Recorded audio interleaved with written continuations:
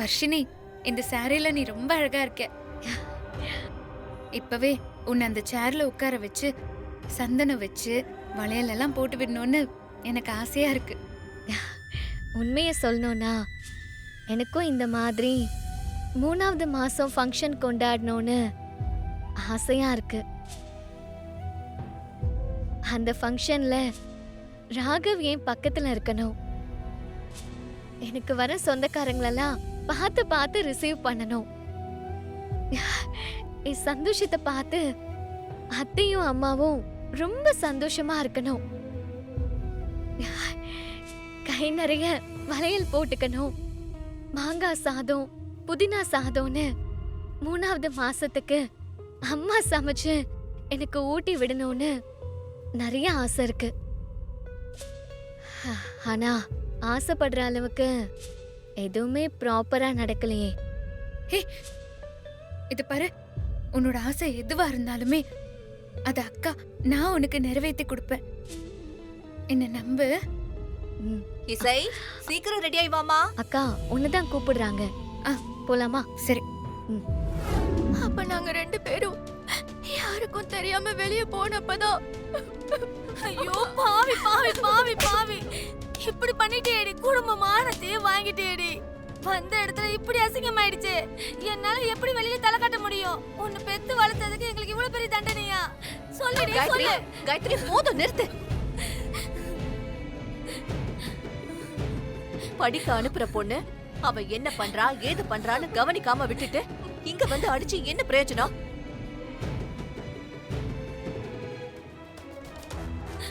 ஏமா, உங்க அம்மா எல்லாரும் முன்னாடியும் தலை குனிஞ்சு அழுத்திட்டு நிக்கிறாங்க, பாத்தியா? பெத்தவங்களுக்கு இப்படி ஒரு நிலைமைய கொடுக்க எப்படி உனக்கு மனசு வந்தது? சின்ன வயசுல இருந்தே உனக்காகவே வாழ்ந்தவங்களுக்கு நீ எவ்வளவு பெரிய கெட்ட பேரை சம்பாதிச்சு கொடுத்திருக்க.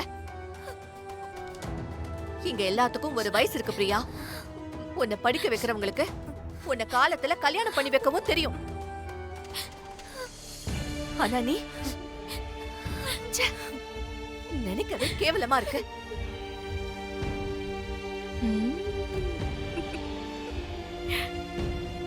நீ பண்ணி வச்ச இந்த கேவலமான காரியத்தினால உங்க அம்மாவால இனிமே வெளியில தலை நிமிர்ந்து நடக்க முடியுமான்னு யோசிச்சு பாரு.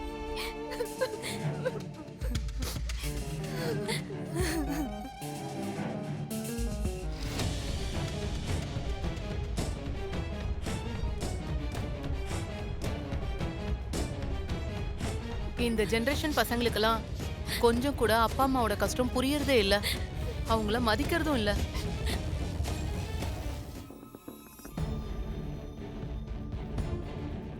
பெத்தவங்க என்ன உங்களுக்கு தப்பான லைஃபையா தரப்போறாங்க?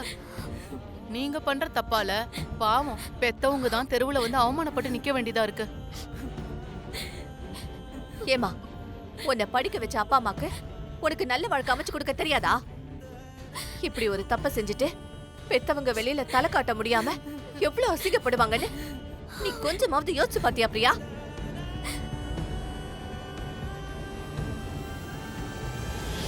காயத்ரி, முதல்ல நீங்க 2 பேரும் இங்க இருந்து கிளம்புங்க. பெத்தவங்க கொடுத்த சுதந்திரத்தை ஒரு பொண்ணு தப்பா யூஸ் பண்ணதும் அத நீ கவனிக்காம விட்டதும் எவ்வளவு பெரிய தப்புன்னு இப்போ உனக்கு நல்லா புரிஞ்சிருக்கும்னு நினைக்கிறேன். இனி ஒரு நிமிஷம் கூட நீங்க இங்க இருக்க வேண்டாம். என் மருமகளுக்கு ஒரு நல்ல காரியம் நடக்கிற இடம் இது. இங்க இந்த மாதிரி விஷயங்கள் எல்லாம் பேசிட்டு இருக்க முடியாது. காயத்ரி, நீ பிரியா அழைச்சிட்டு போ. கிளம்புங்க ப்ளீஸ். வாடி, வந்த இடத்துல நல்லா அசிங்கப்படுத்திட்ட. டீஜா, அப்படியே வர்ஷினிக்கு நடக்க வேண்டிய சீனு என்ன? அந்த பிரியாக்கு பதில வர்ஷினியும் காயத்ரிக்கு பதில ருக்மணியும் இருந்திருக்கணும். மிஸ் ஆயிடுச்சுல்ல? அதெல்லாம் மிஸ் ஆகலக்கா. இப்போ நடந்தது வெறும் ட்ரெய்லர் தான். எப்படியோ ஸ்ரீஜா, சில நேரத்துல கடவுள் நமக்கு துணையா தான் இருக்காரு. ஆமாக்கா, கல்யாணம் ஆகாம கர்ப்பமானா இந்த சுபத்ரா எவ்வளவு ஆவேசப்படுறான்னு நேரடியாவே பார்த்துட்டோம். இப்போ நடந்த இந்த சீனு நம்ம பிளானுக்கு ரொம்பவே ஹெல்ப்ஃபுல்லா இருக்க போகுது. சுபத்ரா மேடம் தான் உங்களை ரெடி பண்ண சொல்லி எங்களை அனுப்பி வச்சாங்க. நாங்க முதல்ல இசை மேடம் கிட்ட தான் போனோம். ஆனா அவங்க தான் முதல்ல என் தங்கச்சி வர்ஷினியை ரெடி பண்ணுங்கன்னு சொல்லி இங்க அனுப்பி வச்சாங்க. அப்புறமா எனக்கு மேக்கப் போட்டுக்கலான்னு சொன்னாங்க. இல்ல, எனக்கு மேக்கப் எல்லாம் வேண்டாம். அதெல்லாம் நான் போடுறது இல்ல. மேடம் அவங்க சொன்னதுக்கு அப்புறம் நீங்க வேண்டாம்னு சொன்னீங்கன்னா எங்க பேமெண்ட்டை கட் பண்ணிடுவாங்க. கொஞ்சம் லைட்டா டச் அப் பண்ணிக்கோங்க மேடம், ப்ளீஸ் மேடம். சரி வாங்க. Okay madam. Okay madam. ஆ, எனக்கு ரொம்ப மேக்கப் போட வேண்டாம். லைட்டா டச் அப் பண்ணுங்க. Okay madam. ஓகே மேடம், நீங்க உட்காருங்க. அக்கா என்ன காப்பாத்துக்கா. அக்கா எனக்கு ரொம்ப பயமா இருக்குக்கா. ஏய் வர்ஷினி, ஐயோ ஏய் வர்ஷினி, வர்ஷினி, ஏய் ஸ்ரீஜா என்ன பண்ணிருக்க என் தங்கச்சியை? என் தங்கச்சியை விடு. இந்த எங்க ஏன் எதுக்குன்னு கேள்வி எல்லாம் கேட்காம நான் சொல்றத செஞ்சா உன் தங்கச்சி உனக்கு உயிரோட கிடைப்பா. இல்ல ஒரே ஒரு போன் போதும், அவ கழுத்து மேல இருக்கிற கத்தி அவளை பதம் பாத்துரும். பாக்குறியா? தோர. ஏய் வேண்டாம் வேண்டாம் வேண்டாம் ஸ்ரீஜா, ப்ளீஸ் வர்ஷினி எதுவும் பண்ணிராத. வாச தங்கச்சியா நான் எதுவும் பண்ணாம இருக்கணும்னா அது உன் கையில தான் இருக்கு. ஏய் நான் என்ன பண்ணனும் சொல்லு ஸ்ரீஜா. அவள எதுவும் பண்ணிராத ஸ்ரீஜா, ப்ளீஸ். சும்மா எதுவும் தெரியாத மாதிரி நடிக்காதடி. நீ என்ன பண்ணணும்னு உனக்கு தெரியாது? சத்தியமா தெரியல ஸ்ரீஜா, என்னன்னு சொல்லு. ரொம்ப சிம்பிள். நீ கர்ப்பமா இல்லங்கிற உண்மைய உன் அத்தை சுபத்ரா கிட்ட சொல்லணும். உன்னை கெஞ்ச கேக்குற ஸ்ரீஜா, வேணான்னு சொல்லு.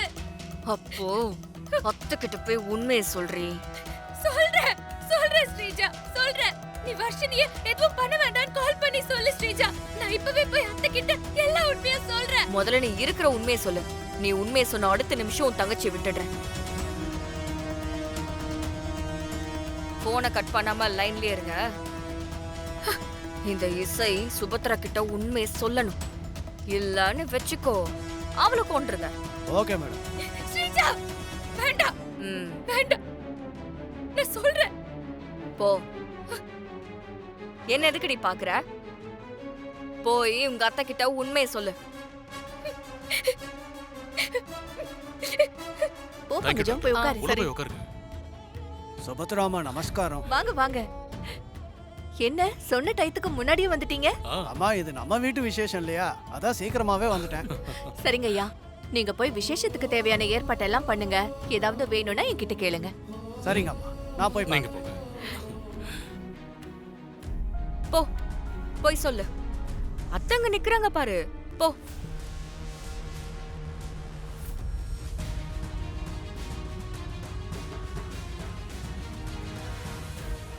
ஹே, என்ன நீ பாட்டுக்கு அமைதியா நின்னுட்டு இருக்க? உன்னை நான் என்ன இங்க வேடிக்கை பார்க்கவா கூட்டிட்டு வந்தேன்? போய் சொல்லு.